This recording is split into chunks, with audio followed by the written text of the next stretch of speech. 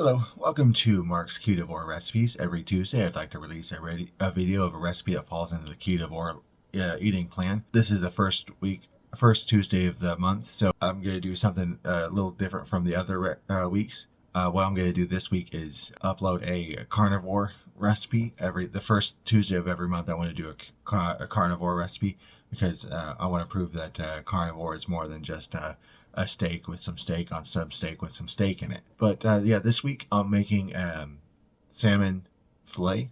I think it's a fillet. I got the idea about a week or two ago when my mom asked me if I knew any fish recipes because her doctor was telling her that she is low on omega 3, I think. One of the omega you get out of fish oil, but she has issues. She can't eat the fish oils. Pellets are too big for her. And I really do like the idea of getting your vitamins and minerals through your food. If you can avoid taking a supplement, that's a positive in my view. So let me go ahead and get to the recipe. Link in the description where I got this recipe. It looks like extremely easy. So let's go ahead and get to it. Okay, here's all what's in it. That's really not a whole lot. It's starting off with 5 tablespoons of butter, or a third a cup of melted butter, a half a cup of lemon juice, 5 cloves of garlic crushed.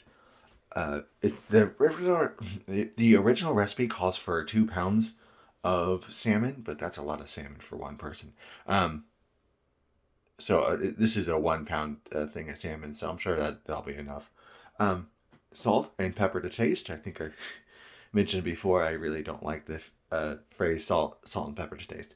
The funny thing is, on the recipe, was it this recipe video or was it a different recipe?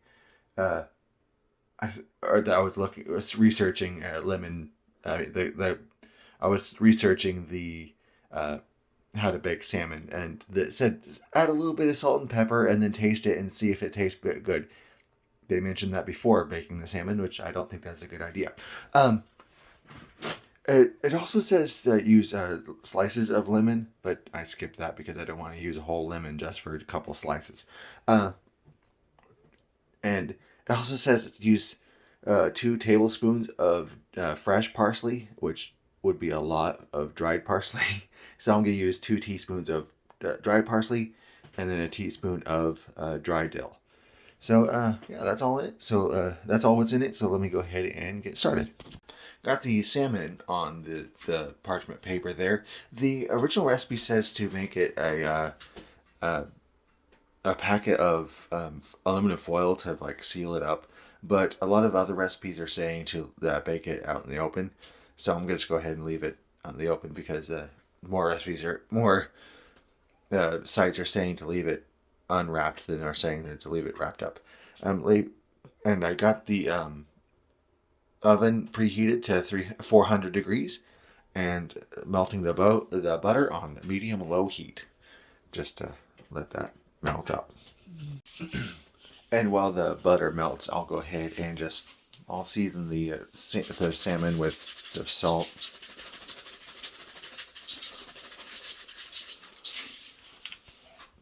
And again, I really don't like the salt and pepper to taste because I've never tasted salmon before, not that I know of.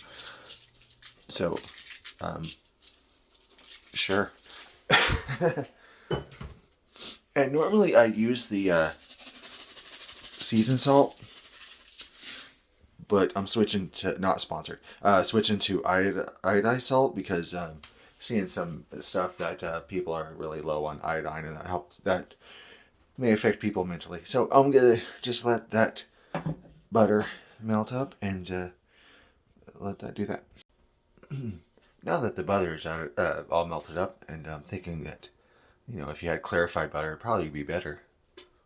Oops. Oh well. Anyway, I'll go ahead and put the garlic in, and being sure to use a metal fork on my non-stick pot here. I'll just get the garlic in there and let that cook for 1 minute. It says 1 minute or until it's fragrant. Okay, that's actually been a couple minutes now. I don't smell anything, but maybe I just don't smell very good today. Anyway, And I did turn up the heat a little bit to try to get that to start cooking. But I don't know if overcooking the garlic onto the butter will affect anything. But starting to get a bit impatient. So now I'm going to use a whisk to mix in the lemon juice, which takes 2 hands. One moment. Okay, got that all the lemon juice whisked in. So now I'll use a spoon to spoon the lemon juice and garlic combination over the salmon. Okay. It said it was important to use a spoon to distribute the lemon butter mix because you want to get that even distribution. So now I'll carefully sprinkle the dill and the parsley over the top. I probably should have adjusted the measurements considering I'm using half the amount of salmon as the recipe was calling for. But anyway, I'm going to go ahead and let that bake for about 15 minutes, 10 to 15 minutes, or until the meat thermometer that I just bought reads 145. So I'll go ahead and put that in the oven. It says to let it cook till 140, the internal temperature of 145. It's only a little over 100 after 15 minutes. I think I'll let it do it for another 10 minutes, see what happens. It is starting to smell like salmon in my house. So I'm not completely adverse to the smell, but if you're not a fan of salmon, you will be smelling salmon. So let me go ahead and let that cook for a little bit longer. Okay, it looks like it's starting to get close to temperature. It said be careful not to overcook it, but I'll let that cool off for a bit so I can rest and cool off a bit. All right, there's the finished product. I just now thought of putting another tablespoon of butter on top of the thing. I probably should have put the butter on top of it while it was resting.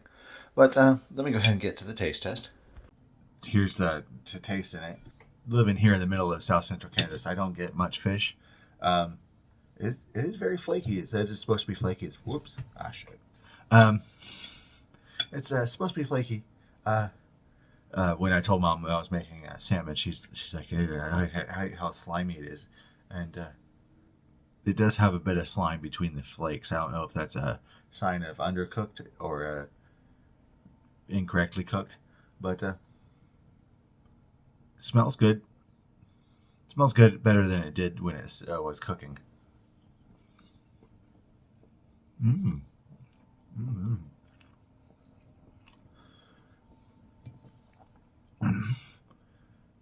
I do like that. Lingering taste, though. Last time I had fish was, I think it was catfish at a restaurant. I don't want to shame a restaurant, but it tasted like the Arkansas. Point from a Kansan. Arkansas is a river. Arkansas is the state. And Arkansas River is the river that flows through my town. And it tasted like that river. But I do gotta say, sorry, eating myself full. This does pretty good. It's $15 for this one piece, but compared to fast food, even steak is starting to be comparable in price to fast food. People complain about how much the carnivore diet costs and stuff. It's pretty comparable to a fast food. The carnivore recipe isn't going to fill up the freezer like the other casserole recipes that I want to work on, but that just keeps me from filling up the freezer like I've been doing, because lately I've been kind of putting way too much food in the freezer, and I kind of fear for my freezer and for the quality of food that I put into the freezer trying to survive on.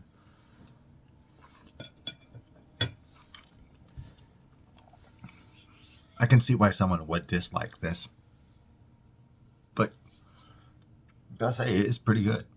It is pretty good. I might be making that from time to time if I'm needing something to eat and I feel like I'm getting tired of brats and the baked chicken. I might just bake some salmon. Takes a little bit longer than what it says on the recipes, but maybe that's just happened to be a little bit slower today. But anyway, thanks for watching. Every Tuesday I want to share a recipe the first Tuesday of every month is going to be a carnivore recipe, and the fourth Tuesday of every month is going to be a recipe from the old re-uploaded from the old channel.